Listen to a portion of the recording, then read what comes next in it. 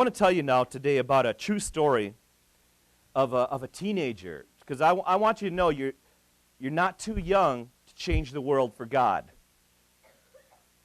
This is a true story about a teenager, and he was born in Roman Brittania, the very north of the Roman Empire, in the year 387 A.D. 387 A.D. This is an ancient character, long time ago. His name was Maewyn Succat. Maewyn Succat, and he had a weird name like that because they had a weird culture with weird names in it. Maewyn was a rebellious youth. He was from a well-to-do Roman family. So he's a Roman family living in Britain. His grandfather had been a pastor, but Maewyn didn't care about God. He was just doing his own thing. And he was out riding his horse, because he was kind of well-to-do, he had his horse. At this time, the Roman Empire was beginning to lose its grip. It's starting to crumble. It's beginning to lose its control on Britain in those days. And a raiding party from Ireland. Now, Ireland wasn't like one country at those times. It was a lot of different kingdoms. But some pirates came over from Ireland and attacked while he was out riding his horse, and he was kidnapped. And he was taken across the sea to Ireland, taken away from his friends, taken away from his family, his wealthy lifestyle. And you know what? He was made into a slave. Maewyn Succat was made into a slave. That's a bad life. So how's your life going? Well, I've got a bad back today. I've got a cough today. Got a headache today. You wouldn't believe it. Can't live for Jesus today. So somebody dinged my car. So there goes this week or month or year. I can't be happy anymore. Maewyn was taken as a slave by pirates, taken away from everything he had. He's brought to a foreign country. He didn't understand the language. And they forced him to be a lowly shepherd. He slept outside in Ireland in the snow and in the rain for years. Never went inside. He had nobody to talk to, because sheep, you could talk to them, but they don't talk back. And so what he did was he started to pray.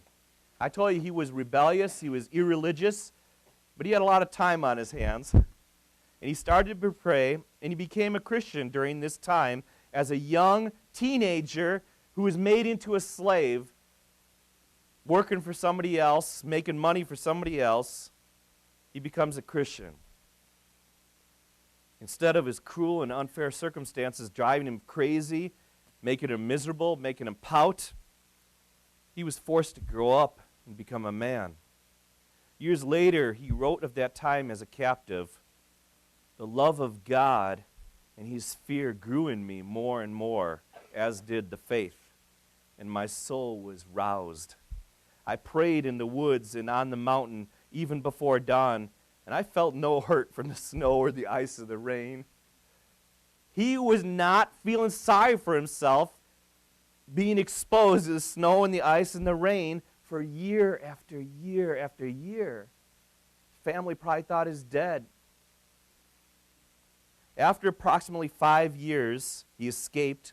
He struck out across country, found his way to the seashore, finally finds his way aboard a ship, a boat that would take him, and after many adventures, including getting shipwrecked and not having food for, I think, 20 days, he leads his fellow shipmates to Christ, and he's finally able to get back home. But Maewyn Succat wasn't done with Ireland yet, and God wasn't done with him. After a few years, he has a dream, and in that dream, he felt this urging, he had this vision of the people of Ireland asking him to come back and share the gospel of Jesus Christ. He wrote, "I was stung so intensely in my heart that I woke up with such a desire to go share Jesus with the people of Ireland." He knew he had to go back to the people that had enslaved him. So he's escaped from slavery from pirates, and now as a young man, he has such a burden. I've got to go back. I've got to go back and tell them about Jesus Christ because there are people living in darkness. They don't know. They don't know. He knew that Jesus wanted somebody to go after the lost sheep of Ireland. You know, when a community has a child missing, everybody goes out to help find that child. Brothers and sisters, God's looking down at our community. He says, I've got a lot of missing children. Who's going to answer the call? Who's going to get up and go find these kids? So Maewyn Succat knew that God had lost sheep in Ireland, and he wanted to go help the Good Shepherd to gather together his flock. Remembering Christ's words to the apostles, this missionary wrote, I spread my net to find everyone for God. What does that mean? Everything in my life, I'm spreading a net.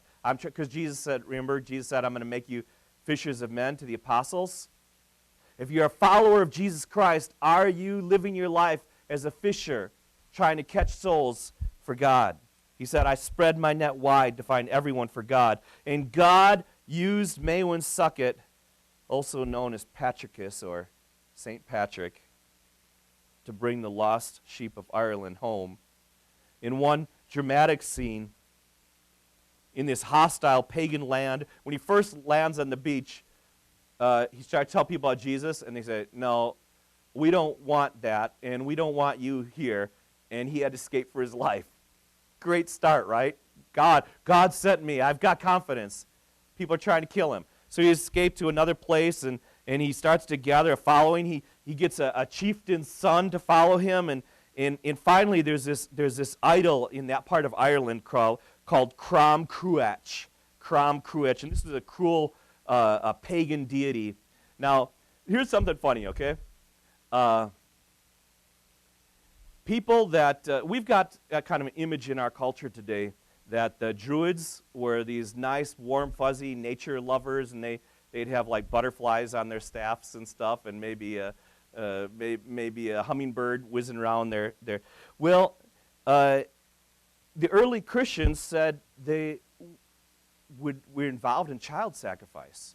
And so some of these folks nowadays say, well, the Christians had probably had trying to make their way look better, so we can't take we can't really take what they're saying as true. And the early Romans, when they went into Gaul and then went into England, they're fighting with the Celts and with the Druids. The Romans said, some of these guys are scary, and they're sacrificing their children. But some of the moderns today, we say, well, no. The Druids were peaceful nature lovers. So the Romans were probably trying to justify their aggression by making up stories.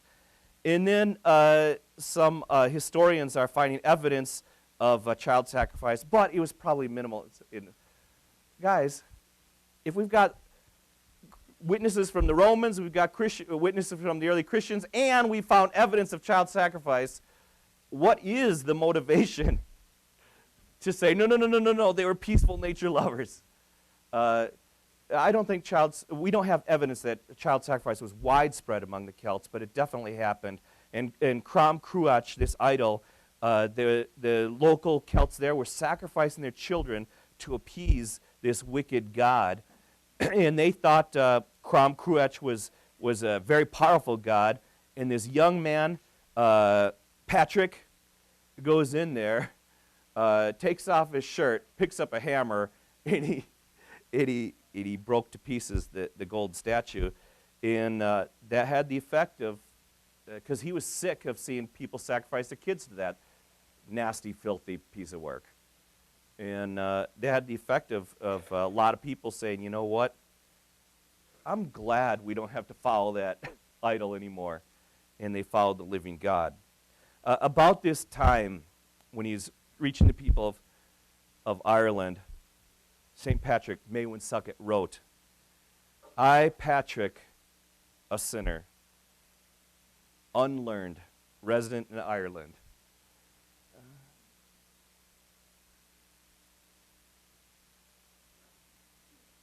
Put your own name there. I, Dan, I, Bob, I, Megumi, a sinner, not as sharp as I ought to be, resident in Janesville, Milton, whatever. Most assuredly, I believe that what I am, I've received it all from God. And so I live among barbarians as a stranger in exile, and I do it for the love of God. Are you living? Do you know that you are a sinner saved by grace, and you are living in a dark world, and you do it for the love of God? People need Jesus, and Jesus loves lost sheep.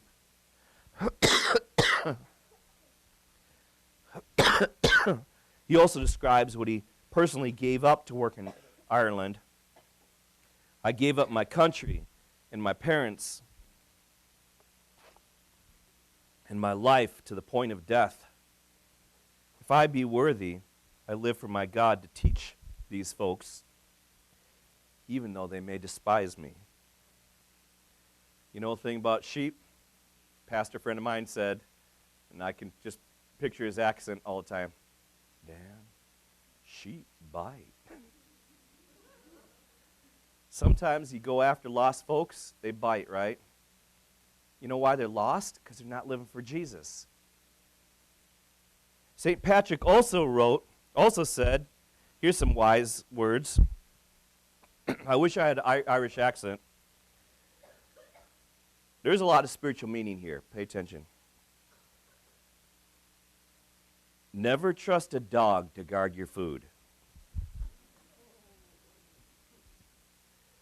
Brothers and sisters, that has absolutely nothing. I just thought, I've got all these great St. Patrick quotes, and there in the middle of all the quotes was never trust. And I thought, that's pretty wise. Dogs are so cool, aren't they? You can have them guard your child, you guard your house, guard your life while you're sleeping. They will guard you to the death, but you cannot trust them with your piece of cake. As soon as you're asleep, they're going to look over there. Do not trust a dog to guard your food. Thank you for watching. Foundation TV is a ministry of Foundation Bible Church, Janesville, Wisconsin. Find us online at foundationbiblechurch.com.